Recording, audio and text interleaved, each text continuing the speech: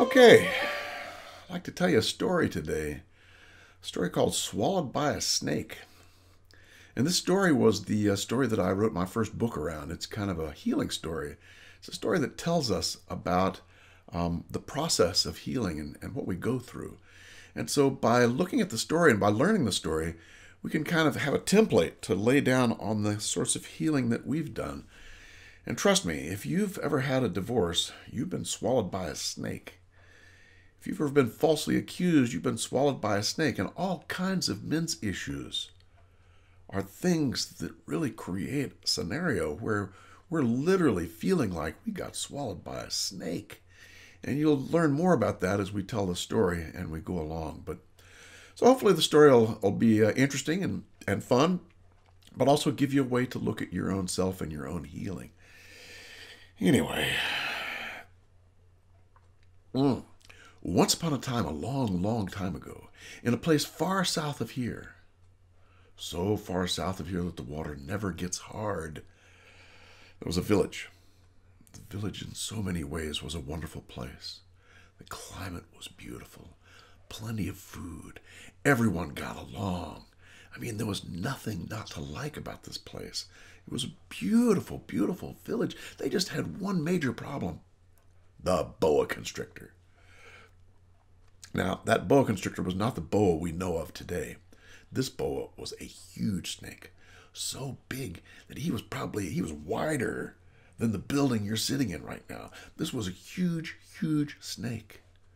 The only thing bigger than that snake was his appetite, and he loved to eat. He loved to eat, and he would come into this village and open his mouth and crawl along like that. And he would just eat as many people as he wanted. This is not a good thing. And it left a lot of people dead. And everybody in that village had someone in their family who had died as a result of this daggone snake. So people were pretty upset. They didn't know what to do. One day, in the village center, there were two women who were out there keening and wailing. You know, keening and wailing. Keening is when you scream your grief. So they're out there screaming and keening and wailing. And they're saying, isn't there someone who can do something about this snake's reign of terror over our little village? Isn't there someone who can do something? Over to the side, listening, was a fellow they called the flute player. They called him that because he played the flute most beautifully. He was listening to these two women, and he came out and he said to them, yes, I'll do something about this snake, and I'll do it today. They were kind of shocked. They were happy because someone might be doing something, but they didn't think he was going to do very much because this snake was huge, right? So anyway, the flute player goes to a place where he sleeps, and he gets a little mat, and he gets his flute, and he gets a knife, and a little bag of corn, maize, and he ties it all to his belt. And out into the jungle he goes, and he looks very carefully for a place to sit. And he finds the spot that he knows is right. He lays down the mat. He sits down on the mat. He pulls out his flute, and he starts to play. And he plays, and he plays, and he plays. And he enjoys playing. Before too long, he thought he heard something behind him. But he kept on playing. He played, and he played, and he played some more, and played. And then he knew he heard something back behind him, but he didn't turn around. And he kept on playing. And before too long, he heard a big snap.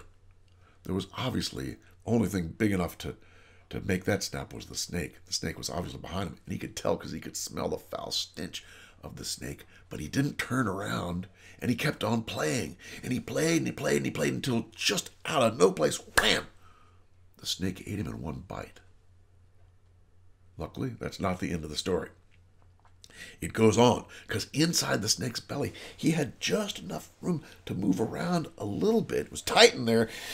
Reaches down, he pulls out his little knife, and he brings it up and takes a chunk out of that snake's belly. The snake doesn't like that one bit. The snake writhes back and forth like that, but he gives the flute player a little bit more room, right? What does the flute player do?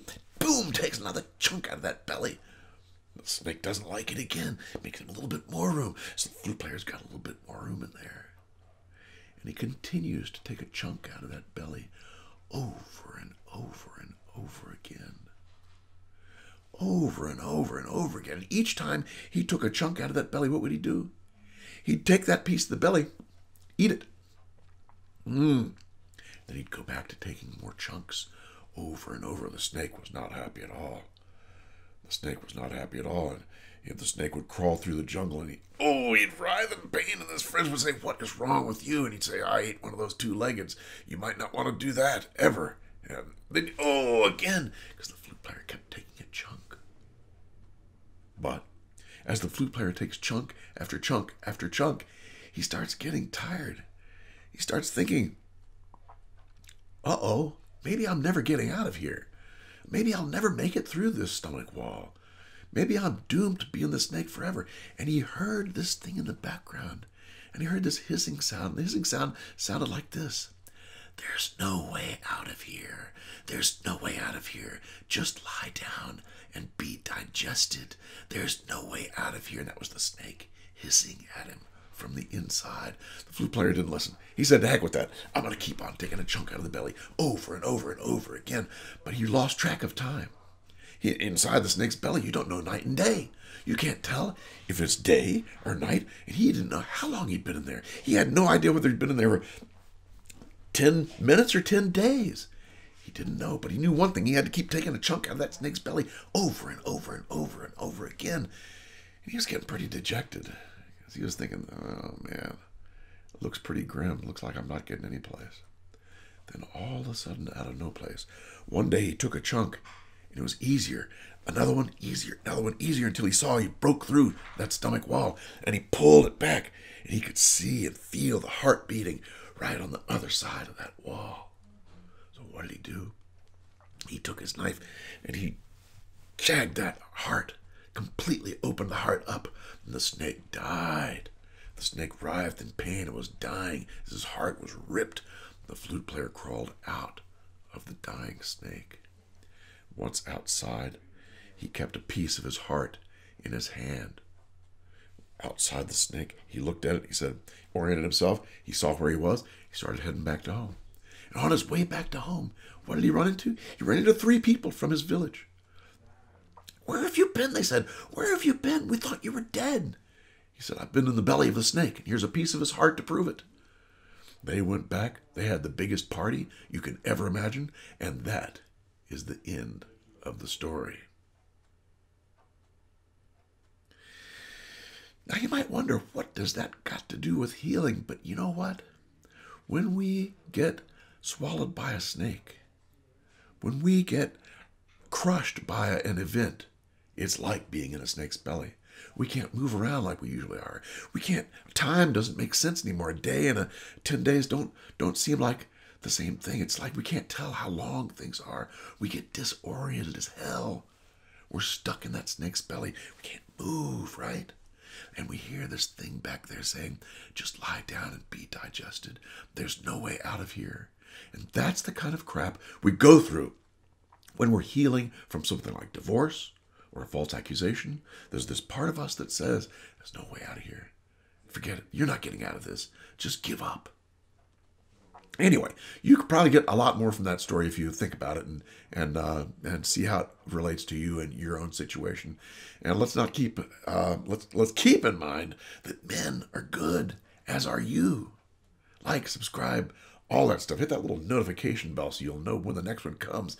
And we'll see you. Take care.